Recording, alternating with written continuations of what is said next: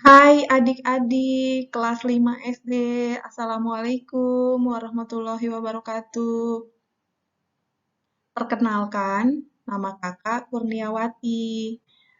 Eh, apa kabar kalian semua?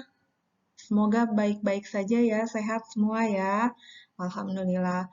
Kali ini kita akan membahas tema satu, subtema satu, pembelajaran satu, kelas 5 SD bersama Kakak Kurniawati. Materi kita kali ini adalah tentang ide pokok. Pengertian ide pokok. Ide pokok adalah gagasan yang menjadi dasar sebuah paragraf. Ide pokok disajikan dalam bentuk kalimat utama. Kalimat utama yang memuat ide pokok ini bisa berada di awal paragraf, di tengah paragraf, atau di akhir paragraf. Ide pokok merupakan inti atau dasar permasalahan dari suatu teks. Ide pokok berisi gagasan dasar penulis. Oleh karena itu, ide pokok dalam teks juga disebut pokok pikiran atau gagasan utama teks. Untuk dapat menentukan ide pokok suatu teks tulis, kita harus membaca teks dengan saksama secara keseluruhan. Setelah itu, carilah kalimat utama dari teks tersebut. Dalam suatu paragraf atau teks, ide pokok dapat dijumpai pada kalimat utama. Jika sudah menemukan kalimat utama dari teks tersebut, barulah ide pokok dari teks dapat ditentukan. Dengan mengetahui ide pokok suatu teks, kamu akan lebih mudah mengetahui inti atau masalah utama yang disampaikan oleh penulis. Di dalam sebuah paragraf, ada yang disebut ide pokok. Terus di bawah ide pokok nanti ada kalimat yang mengembangkan ide pokoknya. Kalimat pengembang.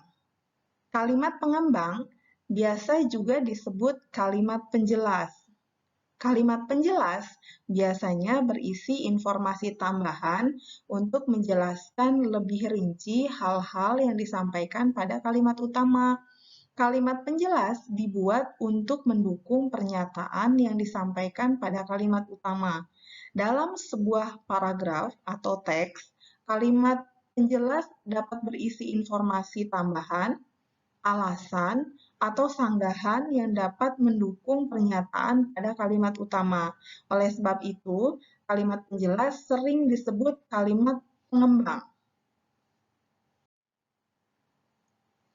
Adik-adik sudah mengerti tentang ide pokok? Jadi, ide pokok itu adanya di awal kalimat ya. Ayo baca teks berikut.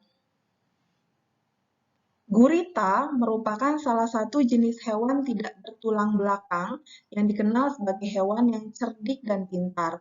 Hal itu karena seekor gurita memiliki daya ingat yang cukup kuat.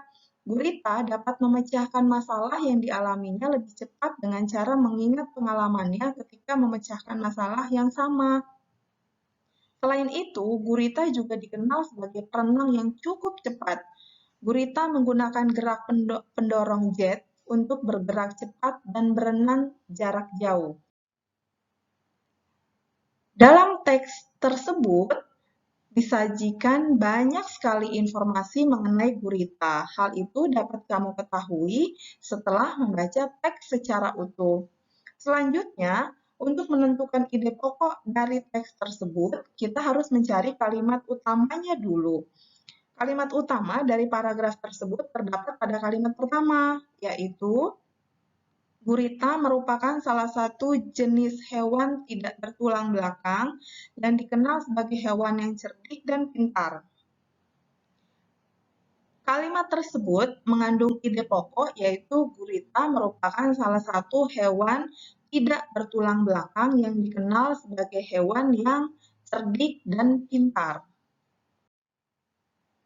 Nah, setelah membaca teks tadi, sekarang kita berlatih yuk mengerjakan soal. Kerjakan soal-soal berikut. Nomor 1, apa yang kamu ketahui tentang ide pokok dalam teks? Nomor 2, di manakah letak ide pokok dapat ditemukan dalam teks? Nomor 3, apa manfaat dapat mengetahui ide pokok dari teks? 4, bagaimana cara menentukan ide pokok dalam teks? 5, apa nama lain dari ide pokok? Setelah mengerjakan soal latihan, mari kita membaca lagi.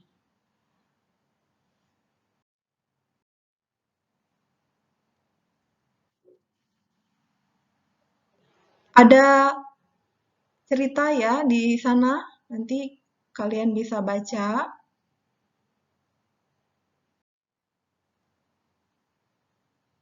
Kemudian ada masih lanjutan paragrafnya.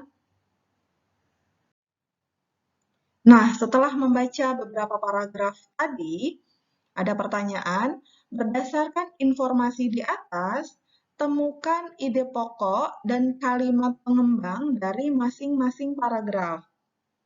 Kalian tentukan dulu ide pokoknya, lalu kalimat pengembangnya. Ide pokok itu adanya letaknya di kalimat utama, lalu kalimat pengembangnya setelah ide pokoknya.